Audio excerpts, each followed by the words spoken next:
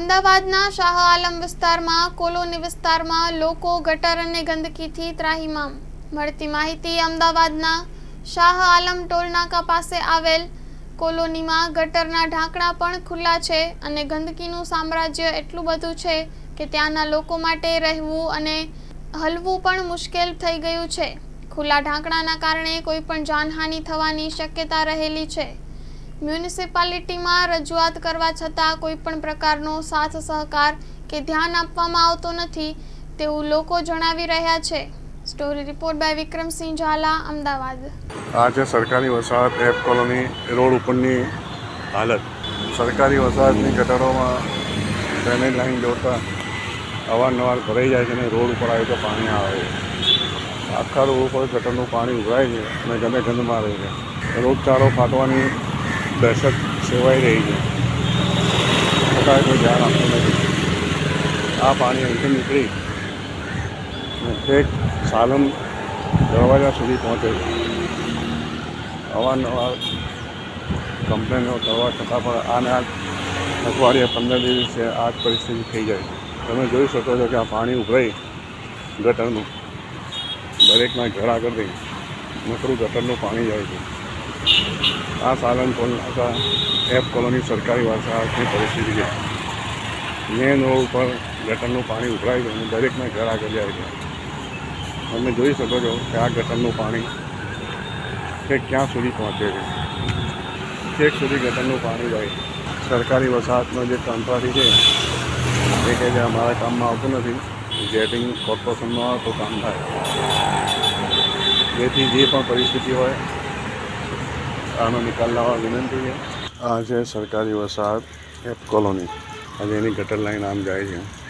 ના તો ઘાસ ચારો ઉઠાવે છે ના કંઈ નહીં. ગટરો ભરેલી છે, તમે જોઈ શકો છો. સળંગ ગટરો ભરેલી છે. ગટરો ઉપર ઢાંકણાય નથી, વિરાન જેવું છે.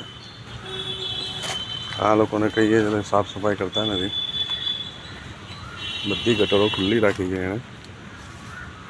ના ગટર પર ઢાંકણા છે ના કંઈ નહીં. જેટલું અવાવર પડી રાખે છે. ગટરો ભરેલી છે.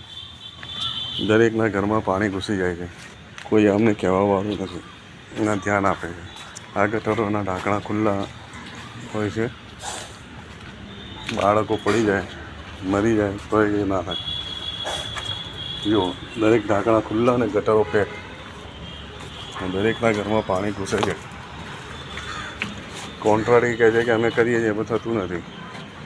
કોન્ટ્રાક્ટ એટલો આળસુ છે કે કામ કરતો નથી. રોગચાળો ફાટી નીકળે એવો ભય દેખાય છે.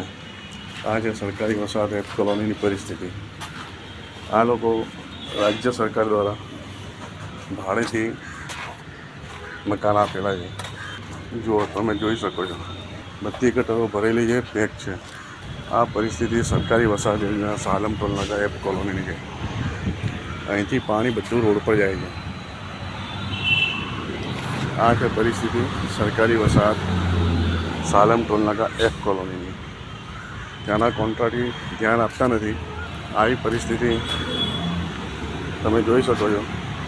બધા ગટરના ઢાંકણા ખુલ્લા છે. કોઈ અંદર પડી જાય, મરી જાય, બાળકો કોઈ ખબર ના પડે કે બાળકો પડી ગયા ને મરી ગયા. આ પરિસ્થિતિ છે સરકારી વસાહત સાલમ ટોલનાકા એફ કોલોની. લોકોના ઘરોમાં પાણી ઘૂસી જાય છે, જાજરૂ બાથરૂમ ભરાઈ જાય છે. કોઈ કહેવાવાળું નથી કે સાંભળવાવાળું નથી. તમે જોઈ શકો છો. આ જુઓ, આ બધું ખુલ્લું મૂકી રાખ્યું છે. આ બધું પાણી પછી રોડ ઉપર આવે છે. જુઓ, આ છે પરિસ્થિતિ સાલમ ટોલનાકા આગળ સરકારી વસાહત ગવર્મેન્ટ એફ કોલોની. જોઈ શકો છો આ પાણી છે ક્યાં જાય છે. આ બધું પાણી ઉભરાઈને આ ચારે બાજુ ભરાય છે. કોઈ કહેવાવાળું નથી કે સાંભળવાવાળું નથી. આ નકરું ગટરનું પાણી આવે છે. રોગચાળો ફેલાય એવી દહેશત છે. આ છે સાલમ ટોલનાકા એફ કોલોની ગવર્મેન્ટ. કમ્પ્લેનો લખાઈને થાય કે આપણે ધ્યાન આપતા નથી. દરેકના ઘરની પરિસ્થિતિ એવી છે કે દરેકના ઘરમાં પાણી ભરાઈ જાય છે. જાજુ બાથરૂમના પાણી ભરાઈ જાય છે. હેલો ભુજ, તો કેમ છો તમે?